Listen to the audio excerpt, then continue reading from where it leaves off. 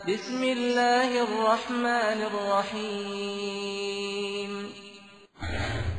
Untuk waktu yang tersisa kita menjawab sebagian dari pertanyaan-pertanyaan yang ada. Kapan waktu membayar fidyah? Boleh membayar fidyah mengumpulkan dalam satu hari, boleh juga satu hari. Misalnya hari pertama Ramadan dia tidak berpuasa, maka pada hari itu dia membayar fidyah. Boleh juga dikumpul pada hari terakhir, ya, lalu kemudian mengumpulkan 30 orang miskin untuk membayar fidyah. Apakah wajib mengqadha puasa pada orang yang dulunya jahil, tidak berpuasa melainkan cuma berapa hari saja, dan jumlah tidak puasanya tak terhitung banyaknya? Nah,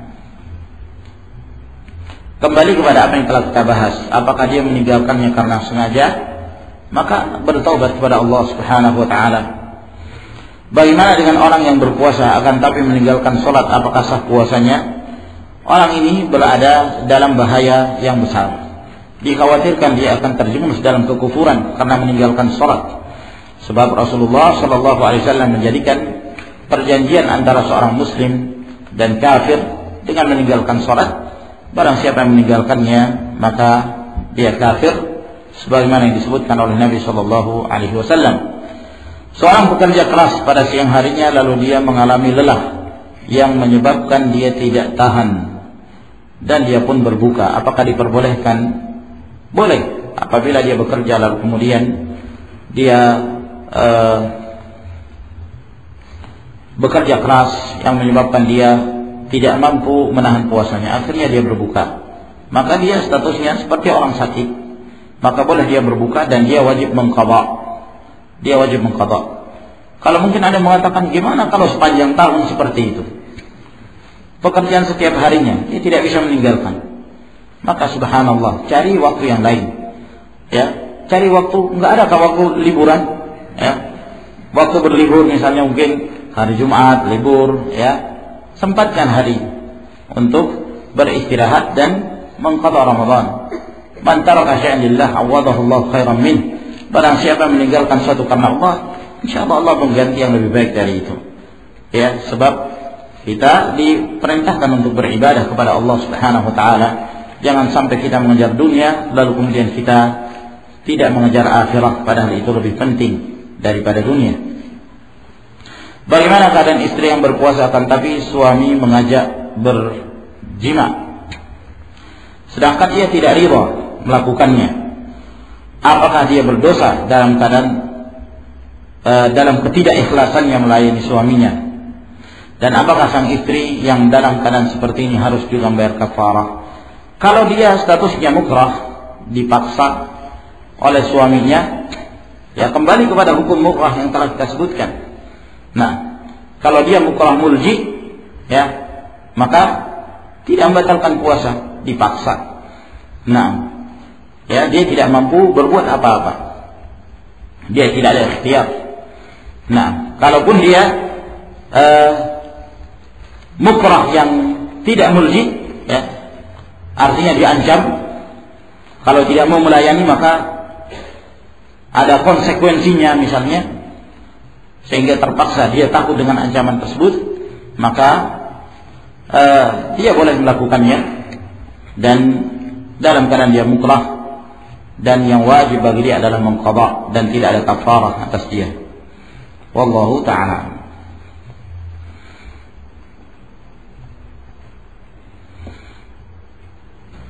Seorang wanita dalam keadaan hamil kemudian melahirkan dalam bulan Ramadan dan dalam keadaan menyusui sampai Ramadan berikutnya, dan setelah selesai Ramadan dia dalam keadaan hamil. Apakah dalam keadaan hamil dia tidak dibebankan untuk mengqadha?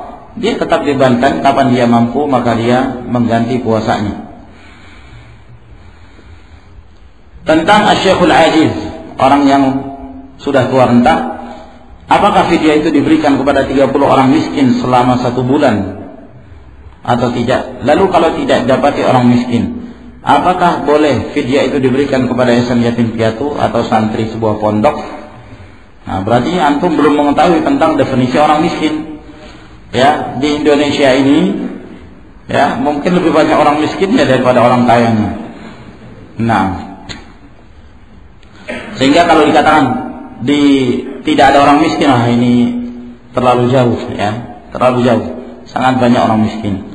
Termasuk santri pondok pun orang-orang miskin. Yatim piatu juga orang miskin. Nah, jika ada orang yang punya qada puasa Ramadan, tapi dia dengan kesibukannya terhadap perkara dunia tidak mampu untuk menunaikan qada tersebut, tapi dia ingin membayar fidyah, apakah hal ini boleh? Jika tidak, apa yang harus dia lakukan? Dia harus mengqada puasanya.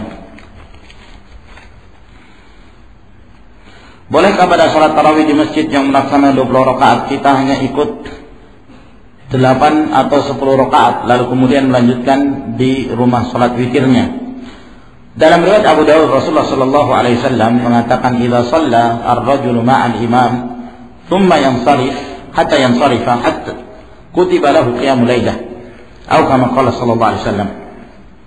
Kata Nabi alaihi salatu wasallam, apabila seorang itu salat bersama imam sampai imamnya kembali, yakni sampai selesai, maka dia dianggap telah melaksanakan salat semalam suntuk. Ya, sehingga apabila seorang meninggalkan di rakaat yang ke-8, meninggalkan imamnya lalu dia salat di rumahnya, maka dia telah meninggalkan kebaikan ini. Maka apabila orang tersebut berpendapat harusnya mengerjakan salat 11 rakaat dari salat at-tarawih, maka yang afdal bagi dia mencari salat atau mencari masjid yang di sana dikerjakan salat 11 rakaat. Nah, mengerjakan salat 11 rakaat. Nah, walaupun wallahu taala alam, yang zahir dalam masalah ini bahwa mengerjakan salatul lail yang afdal adalah 11 rakaat. Akan tetapi tidak menutup kemungkinan bolehnya seorang melaksanakan salat lebih dari 11 rakaat, sebab tidak ada pembatasan dari Rasulullah sallallahu alaihi wasallam, yang ada dari perbuatan beliau dan bukan dari pernyataan beliau harus dibatasi. Dan hadis Abdullah bin Umar ketika ada seorang datang kepada Rasulullah sallallahu alaihi wasallam bertanya tentang salatul lail, kata Nabi alaihi salatu wasallam, salatul laili matna matna, fa idza khashiya ahadukum subha falyutir biwahidah. Salat malam itu dua-dua. Apabila salah seorang kalian khawatir masuk waktu subuh, maka hendaklah dia melaksanakan salat witir 1 rakaat. Nah, dalam hadis ini Rasulullah mengatakan dua-dua. Beliau tidak membatasi sampai 10 misalnya, atau sampai 11 rakaat. Tidak ada batasan. Beliau mengatakan dua-dua. Sementara orang ini yang datang kepada Rasulullah SAW butuh dijelaskan tentang salatul lail. Kalaulah salatul lail tersebut dibatasi dalam jumlah tertentu, tentunya akan dibatasi oleh Rasulullah sallallahu alaihi wasallam. Namun yang afdal tentunya adalah melaksanakan 11 rakaat seperti yang diamalkan oleh Rasulullah sallallahu alaihi wasallam. Akan tetapi perlu kita ketahui bahwa Rasulullah alaihi wasallam melaksanakan salat 11 rakaat seperti yang disebutkan oleh Aisyah radhiyallahu taala anha.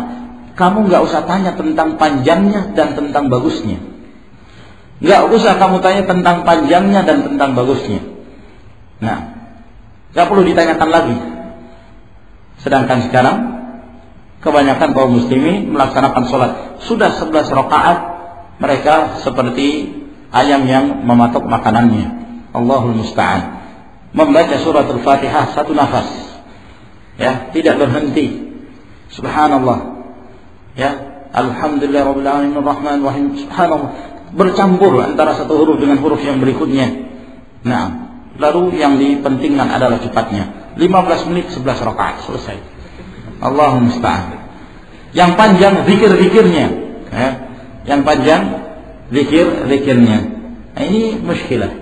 Nah, maka apabila kita hendak melaksanakan 11 rakaat, kita berusaha dengan tenang, wudu, ya, agar kita berusaha menyesuaikan seperti apa yang diamalkan oleh Rasulullah SAW. Bagaimana hukumnya jika seorang yang ingin melakukan perjalanan dan dia telah membatalkan puasanya dengan makan minum, kemudian ketika ia hendak mulai berjalan hujan turun dengan derasnya hingga ia terhalang untuk berjalan, apakah ia mendapatkan dosa besar dan apakah dia dapat meneruskan puasanya padahal dia telah makan? Ya, puasanya sudah batal. Nah, telah batal dan dia tidak berdosa karena dia telah mengikuti sunnah Rasulullah sallallahu alaihi wasallam. Dia telah bersiap untuk berangkat. Qaddarallahu ma syafa'al, ada yang terjadi sesuatu sehingga menyebabkan dia tidak mampu melanjutkan perjalanannya sehingga dia mengqadha di hari yang lain. Allah taala. Apakah dibolehkan membayar fidyah dengan cara membayar dengan uang yang diberikan pada orang miskin senilai 10.000 per orang? Tidak sah. Harus dengan makanan. Fidyatun ta'amu miskin. Ya, harus dengan makanan. Kalau antum tidak mau membeli makanan, wakilkan kepada seorang untuk membeli makanan tersebut, lalu diserahkan kepada yang berhak. Dalam menentukan awal Ramadan yang sahih adalah ketika ada salah seorang dari kaum muslimin yang telah melihat hilal, maka wajib bagi seluruh kaum muslimin untuk berpuasa. Tapi apakah ini tidak bertentangan dengan kenyataan di alam ini, di mana dengan adanya perbedaan letak geografis masing-masing daerah, misalnya daerah kutub utara atau kutub selatan yang satu hari satu malam itu namanya 6 bulan, betul ya, 6 bulan. Atau daerah yang satu dengan yang lainnya, ada yang malam dan ada yang masih siang. Ini tidak bertentangan dengan apa yang kita sebutkan bahwa satu ru'yah untuk seluruhnya.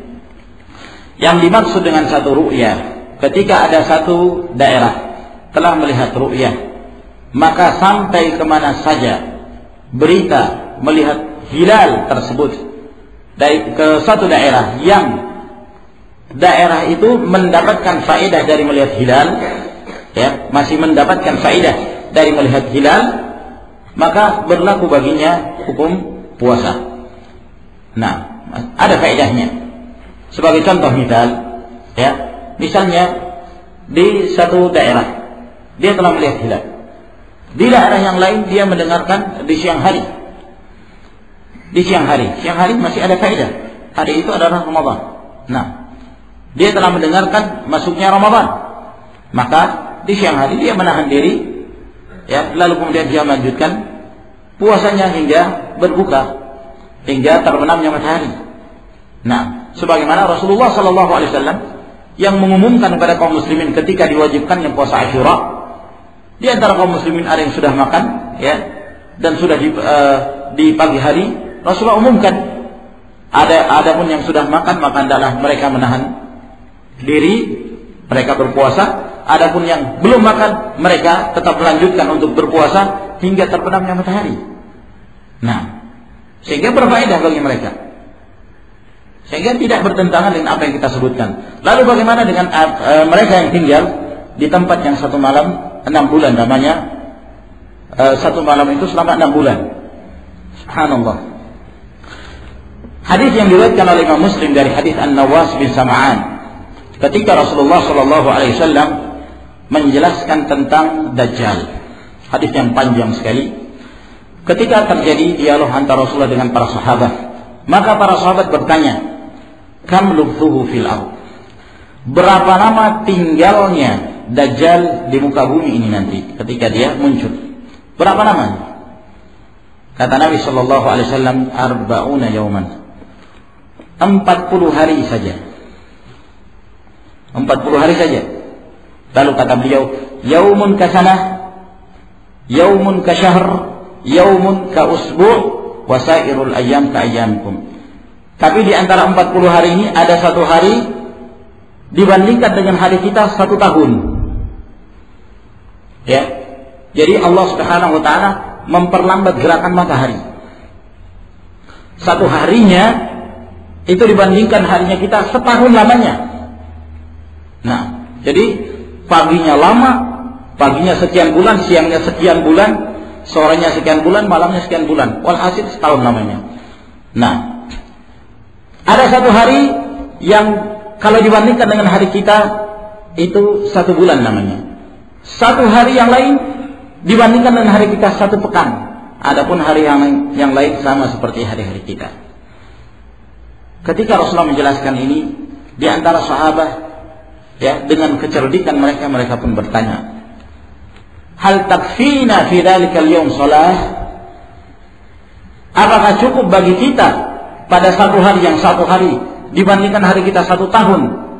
Cukup 1 salat? Bayangkan kalau 5 kali sholat sehari semalam kita terapkan pada waktu itu. Kalau misalnya cukup 1 sholat, berarti antara sholat subuh dan sholat zuhur itu sekian bulan. Ya, kita tidak mengerjakan karena pergerakan hari itu sangat lama sekali, kan begitu. Antara zuhur ke asar sekian bulan, asar ke maghrib sekian bulan. Kata Nabi sallallahu alaihi wasallam, "La, walakin uqdiru lahu qadrahu." Tidak demikian, akan tetapi kamu perkirakan. Kira-kirakan, ya. Nah, kalau misalnya mungkin pada zaman itu ada jam, kita perkirakan. Ada jam. Ini biasanya kalau dulu di hari ini sudah zuhur nih. Nah, kita sholat zuhur. Sholat zuhur. Nah, lalu diperkirakan lagi, ini biasanya kita sudah sholat asar. Kita sholat asar. Walaupun matahari belum terbit. Matahari belum terbit karena lamanya pergerakan matahari itu. Maka berdasarkan hadis ini pula para ulama menerapkannya terhadap mereka-mereka yang tinggal di kutub yang tadi disebutkan 1 malam selama 6 bulan. Perkirakan waktunya. Gimana cara memperkirakan? Lihat daerah sekitarnya yang ada malam dan siangnya. Lihat daerah sekitarnya yang ada malam dan siangnya. Nah, ya, adapun daerah yang ada malam dan siang selesai masalah. Kita bisa menerapkan sebagaimana yang diajarkan oleh Nabi sallallahu alaihi wasallam. Berpuasa ya dari waktu fajar sampai terbenam matahari. Walaupun misalnya 3 jam saja, siangnya 3 jam, malamnya 21 jam. Walaupun ya. Nah. Ya, berarti enak dong mereka, masa cuma 3 jam? Ya dzalika fadlullah yu'tihi man yasha. Nah, semuanya merasakan kenikmatan dari Allah Subhanahu wa taala. Apa antum mau pindah ke sana yang 3 jam? Nah, tentunya masing-masing ada keutamaan dan kekurangannya. Nah, sehingga orang yang demikian keadaannya 1 malam 6 bulan namanya, dia mengkiaskan, dia mencari daerah terdekat untuk dia kiaskan kapan dia sholat zuhur, kapan dia sholat asar, kapan dia sholat maghrib, daerah-daerah yang memiliki malam dan siang. Nah, mana yang lebih utama ketika memberi makan orang yang berpuasa? Apakah ketika sahur atau akan berbuka? Ya, masing-masing ada keutamaannya. Masing-masing ada keutamaannya. Walaupun berbuka ini ada keutamaan tersendiri. Rasulullah SAW mendoakan terhadap seorang yang memberikan jamuan makan. Dalam hadis yang diriwayatkan oleh Ibnu Majah, kata Nabi SAW, "Aftara indakumus shaimun wa akala ta'amakumul abrar wa sallat 'alaikumul malaikah." Semoga yang berbuka ya, yang memakan makanan kalian adalah orang-orang yang berpuasa dan orang-orang yang berbuat kebaikan, orang-orang yang baik, dan semoga para malaikat mengucapkan salawat atasmu. Maka di sini disebutkannya iftar menunjukkan kebaikan, namun tidak menafikan baiknya memberikan makan di waktu sahur. Sebab Nabi SAW mengatakan, "Tasahharu fa inna fis sahuri barakah." Makan sahurlah kalian karena sesungguhnya pada makan sahur itu ada berkah.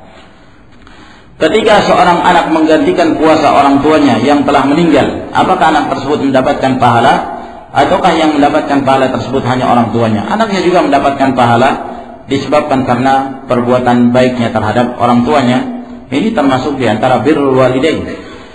Misalkan seorang tua yang telah meninggal punya hutang puasa kafarah, apakah boleh diganti oleh 2 orang anaknya dengan syarat puasanya berturut-turut? Misalnya hari ini si A, besok si B, dan seterusnya.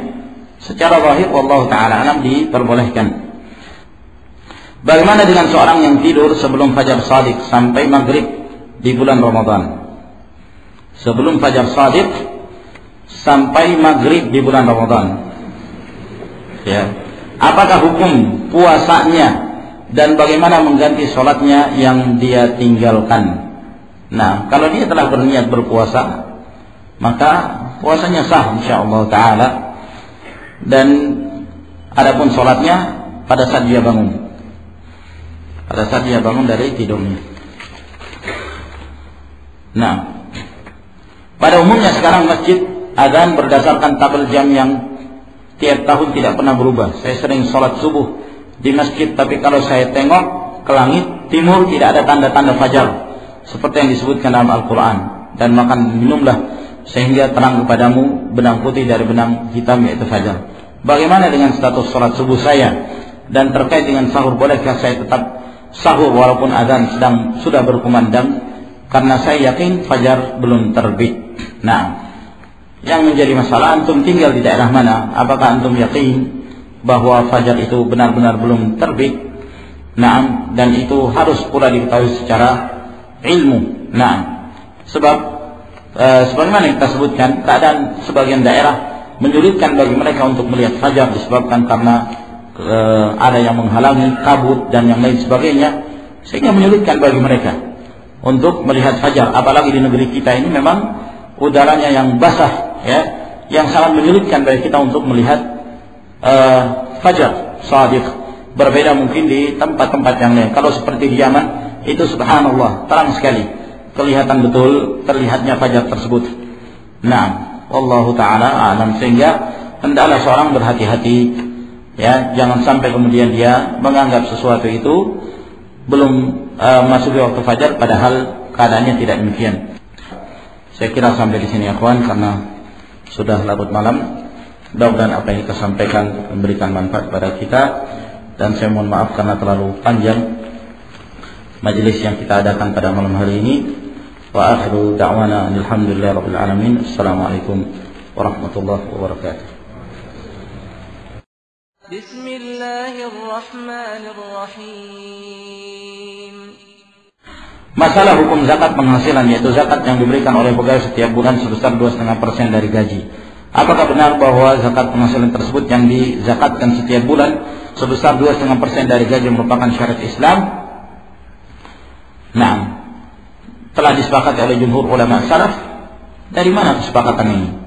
Ya, ini yang disebut dengan zakat profesi. Ada zakat yang baru muncul pada zaman Yusuf al-Qaradawi, lalu kemudian ditaklid oleh para muqallidun, orang-orang yang ikut-ikutan dengan cara-cara Yusuf al-Qaradawi. Mereka memunculkan satu bid'ah yang disebut dengan zakat profesi. Nah, lalu kemudian mereka menjadikan setiap profesi tersebut ada zakatnya setiap bulan. Kalau seorang gajian, maka ada yang dikeluarkan 2,5%. Tambah lagi profesinya, ya, diumumkan. Bahkan profesi artis pun, penyanyi, kalau dia sudah manggung, maka dia keluarkan 2,5%. Nah, diumumkan profesinya, profesi yang halal dan profesi yang haram. Allahul musta'an. Maka yang seperti ini tidak pernah disyariatkan oleh Allah Subhanahu wa taala dan Rasulnya sallallahu alaihi wa ala alihi wasallam. Apalagi kalau dikatakan bahwa ini adalah sesuatu yang disepakati oleh jumhur ulama salaf. Wa akhiru da'wana alhamdulillahirabbil alamin. Assalamualaikum warahmatullahi wabarakatuh. Bismillahirrahmanirrahim. Bagaimana lafaz niat dan berbuka puasa? Niat tidak perlu dilafazkan, ya. Sebagaimana kita sebutkan, tidak perlu kita mengatakan nawaitu shauma ghadin, apalagi berbuka puasa, ya. Apakah mungkin seorang sudah makan minum lalu kemudian dikatakan dia tidak berniat untuk berbuka puasa? Nah, ana belum niat nih, tapi sudah kenyang. Nah, ini aneh tentunya. Maka tidak perlu, ya, dengan sendirinya ketika dia menyentuh gelas, menyentuh makanan yang ada di atas piring, berarti dia telah berniat untuk membatalkan puasanya. Bagaimana dengan pendapat Ormas NU atau Muhammadiyah di negeri ini? Apakah pendapat Ormas tersebut bisa dijadikan fatwa dalam menentukan masuknya bulan Ramadan atau Syawal? Nah, walhasil, ma'asyiral ikhwah rahimakumullah, kita kembali kepada hukum syara', bahwa Rasulullah sallallahu alaihi wasallam memerintahkan kita untuk menyandarkan masuknya bulan dengan melihat hilal atau menyempurnakan 30. Itu saja. Apa dia termasuk ormas atau tidak? Ya, Rasulullah SAW tidak mengikat ormas tertentu. Dari manapun dia, dari kaum muslimin, ya. Apabila dia telah melihat hilal, lalu kemudian diterima persaksiannya, maka kita berpuasa berdasarkan hal itu. Nah, berdasarkan hal itu. Dan kebanyakan kita melihat, khususnya dua organisasi yang besar ini, secara zahir mereka selalu berpatokan kepada hisab, iya.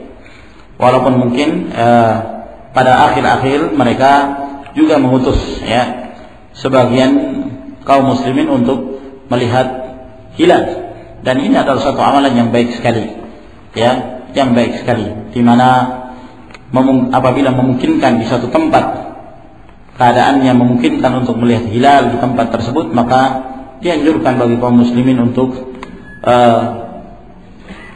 memutus di antara mereka yang punya kemampuan dengan pandangan yang tajam untuk dapat melihat hilal di tempat-tempat tersebut, untuk kemudian disampaikan kepada al-hakim, dan hakimlah yang memutuskan. Ya, adapun pendapat dari ormas tersebut, maka itu bukanlah suatu hujjah, Yang perlu diperhatikan, apakah ada ketetapan dari penguasa. Kalau sudah ditetapkan oleh penguasa, maka kita pun mengikuti apa yang telah menjadi ketetapan tersebut, sebagaimana yang kita sebutkan. Bismillahirrahmanirrahim. Apa hukumnya masukkan obat atau cairan ke dalam tubuh dengan tujuan bukan untuk makanan pada saat puasa melalui pembuluh darah vena? Di mana ini? Melalui tangan maksudnya sini. Ini sudah dijelaskan, ya. Tidak membatalkan puasa.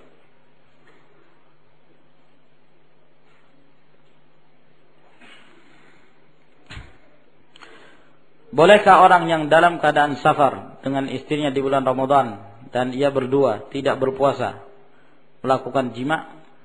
Nah, ini akan insyaallah besok kita akan membahas masalah safar, ya. Naam. Ya. Supaya tidak penasaran, kita jawab secara ringkas, boleh.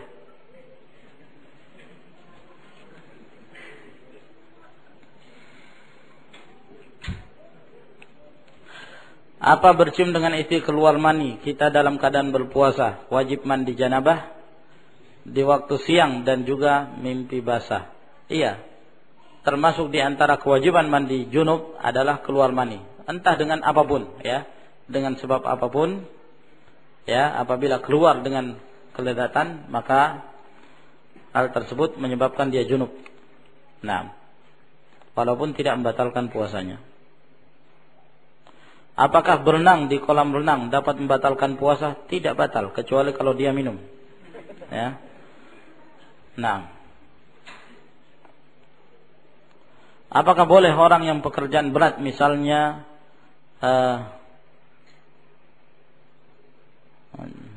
kuli angkut barang di pelabuhan dan di pasar, boleh tidak berpuasa? Para ulama menasihatkan bahwa pada pekerjaan-pekerjaan yang berat, apabila tiba bulan Ramadan, kalau memungkinkan bagi dia untuk mencari pekerjaan yang ringan, ya, di bulan Ramadan, sehingga memungkinkan bagi dia untuk berpuasa, hendaklah dia mencarinya. Nah, hendaklah dia mencari. Namun kalau kemudian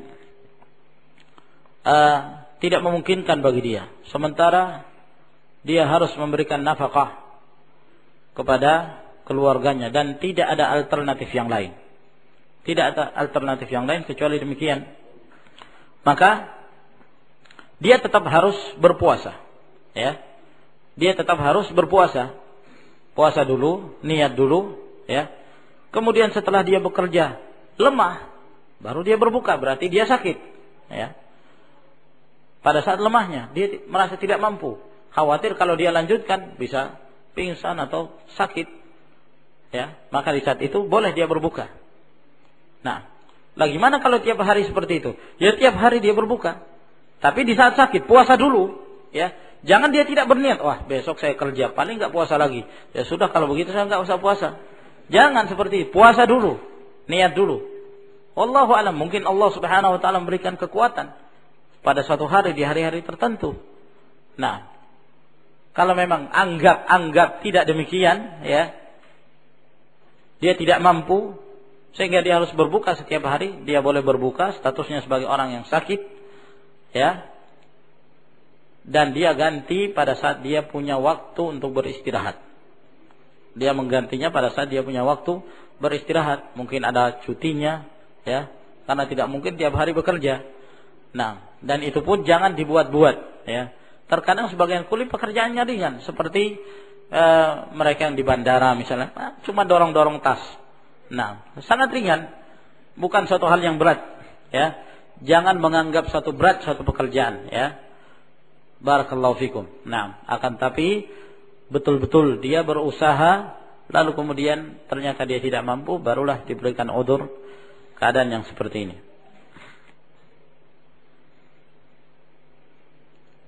Bagaimana hukum jika bersiwak pada bulan puasa? Ada serpihan kecil dari siwak yang tertelan secara tidak sengaja. Tidak ada dosa bagi yang tidak sengaja dan tidak membatalkan puasa.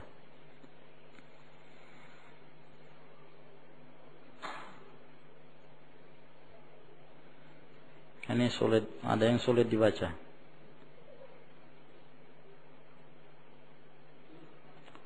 Apa hukumnya jika kita tidak puasa Ramadan karena tidak makan sahur karena kesiangan? Dan apakah boleh diqadha? Harus berpuasa, ya. Nah, harus tetap berpuasa walaupun tidak makan sahur, ya. Terkecuali apabila dia telah lemah. Nah, terkecuali apabila dia telah lemah dan dia tidak mampu untuk melanjutkan puasanya, maka dia berbuka dan dia mengqadha, mengganti.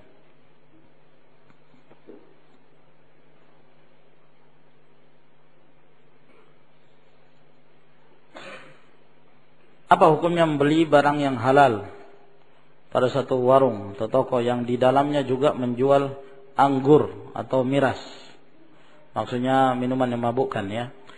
Karena ini juga berhubungan dengan apa yang dimakan pada saat berbuka dan sahur. Apa maksudnya ini?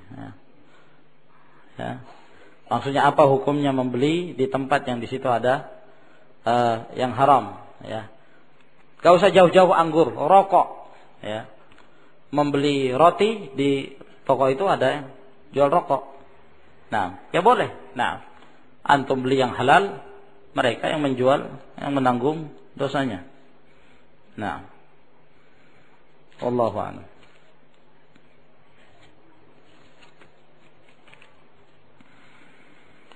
Apa hukum bersiwak pada bulan Ramadan pada siang hari? Boleh. Nabi SAW senantiasa bersiwak walaupun beliau dalam keadaan berpuasa. Nah, ini tentang pasta gigi juga sudah kita jawab.